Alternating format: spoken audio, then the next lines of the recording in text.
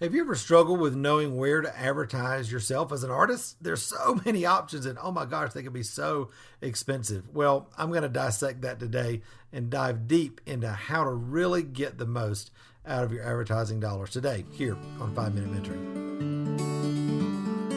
Have you ever wanted to have someone in your life who you could ask real questions about your art, your business, and even your walk with the Lord? Well, that's exactly what we do every Friday here on 5 Minute Mentoring, where I answer one question from one of my awesome podcast listeners in order to help you start really thriving as the artist you know God created you to be. Well, hey there, my friend. I'm so glad that you're with me today here on 5 Minute Mentoring. You know where to spend your advertising dollars as an artist. You know, most of us are on a budget and you want to make sure that you're getting the most bang for your buck. That's a big concern. In fact, one of the folks in my mentoring program, Deb, had a question about that today. And just what do you do when you're trying to decide where to spend your dollars? Well, here's Deb's question. Good morning, Matt. Deb Vance from Mesilla, New Mexico. My question this morning is about paid advertising. Two-part. How much do you do as an established artist? Big art magazines are so expensive, I'm considering something in our local paper. I know people have to be able to find us even in our local market. You got to locate a website, etc. Thank you. Well, Deb, thanks a lot for that question. And I always appreciate hearing from you and from all the members of our mentoring program. And of course, those that aren't in the mentoring program yet who are listening by way of the podcast. Love that you're even thinking about advertising, because that says two things to me. It says, number one, I'm proud of my work. I'm ready to get it out there, and I've got the confidence to do that, which is really exciting. And so kudos to you in that. Now, one of your questions, and I'm a little shy to answer it because you said, Matt, are you advertising a lot yourself? And I have to admit, so roll the tape back. I used to own a marketing company in Atlanta for a number of years. We did some advertising. We helped people develop ads and all that sort of thing, place them in magazines and newspapers and online and develop their website, all that sort of stuff. All right. Here's the deal though. After having all of that background and all of the years that I've been selling art, guess what? I don't advertise. I don't pay for advertising for my artwork. And I know a lot of you are probably going, what? How do you do it? Well, it really comes down to the way that the Lord has led me in developing my art career, and the way that I continue to teach people in the mentoring program and in our books and all that sort of thing. Because see, I really believe that art marketing is not about just finding people to buy your stuff, but it's about building connection. All right. So from that perspective, any marketing or advertising that you would try to do that is a shotgun approach, that is a newspaper ad or just a general magazine ad or something like that, it's got the capacity potentially to catch the right person's eye, to begin to awaken some interest. But more than likely, that is absolutely money wasted.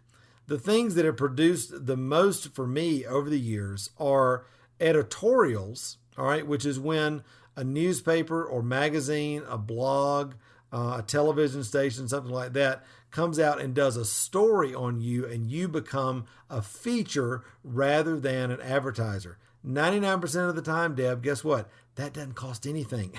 All that costs is maybe a phone call, an introduction, starting to meet people, tell your story, and all of a sudden you become the subject of interest that other people want to find out about. So that is always my number one go-to when trying to get any kind of media attention or getting out there on a large scale, is trying to be the focus of a story, an editorial story that won't cost me anything. Of course, nowadays we have podcasts, we've got radio interviews, you've got vloggers on YouTube.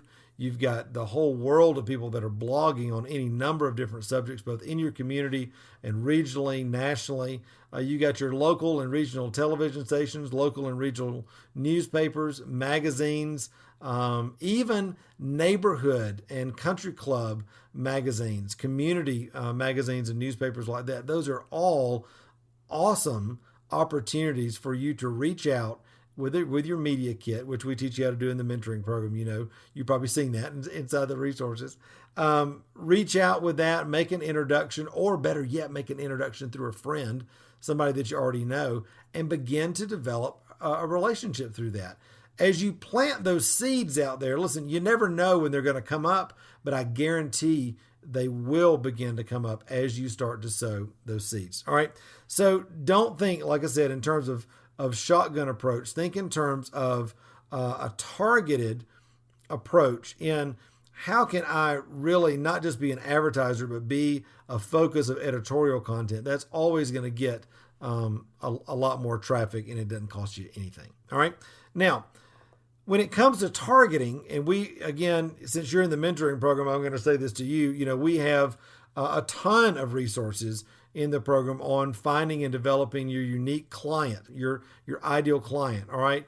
In line with, developing your unique voice as an artist and all that goes into that, developing strategic partners and, the whole breadth and width of what it takes to develop a brand and begin to sell. But here's, again, been my focus in selling over the years. I want to target not everybody, because I realize that, as I've had a public studio over the years, 99% of the people that walk through my studio are not my ideal client. I'm looking for and waiting for that 1% of people that I've learned to recognize over the years from being at shows, being at galleries, selling work, interacting with people, having referrals. I kind of know now who my ideal client is. So some of you are saying, well, Matt, I don't have that. How do I find that? Well, start with what you know. Who are the successful artists in your area or region that are selling? What shows are they going to? Who are they selling to? How are they pricing their work? What's the aesthetic that's very popular for them? Just do some market research and begin to, I call it, understand the neighborhood. All right. As you do that, you start to develop an understanding of who your ideal client is. And then you want to think, all right, where are they? What are they doing? What are they like? Who are they buying from? Who are the people that they trust in their life, that they're already doing business with? And then how can you begin to intersect them intentionally through the publications that they're reading, through the channels that they're watching, through the blogs that they're reading, all right? Through the events that they're going to, through the nonprofits that they're working with, through the churches that they go to, all right? Whatever it might be, the focus of your marketing, instead of being a shotgun approach, turns to being a very, very targeted approach where you're trying to develop intersection points where you can both meet them, develop relationship, and potentially sell. Realize the best marketing is not transactional. That is, I ran an ad and this many people bought. No, marketing is like planting seeds. All right. You're always scattering seeds, always scattering seeds. That's why, especially when times are tough, all right, one of the first things people get rid of is their marketing dollars. Stupid, not smart. Because the minute you stop planting seeds, you may not feel that right now, but in 3 months or 6 months, when you don't have any leads coming in or you don't have any referrals coming in, you're going to go, oh, dang, I wish I hadn't have stopped planting seeds. So always, always, always be planting seeds. Some are going to come up immediately. Some are going to come up in a few months. Some of them may come up in a few years. You never, ever know, but you've always got to be planting seeds and then focus those seeds in the places where they're going to count the most around those intersection points. All right. As you do, you'll start to develop a relationship with that clientele and with the people that are in that world, and you become top of mind. You become the first one that they think of. And that's how your art, and that's how my art, at least, has really, really been considered exclusive and special and expensive over the years, because I developed a relationship with a niche of clients. The more I teach this over the years, the more people do it, the more the same thing happens for them. And again, Deb, here's the deal. Rarely, if ever, does that kind of marketing cost you anything in terms of dollars.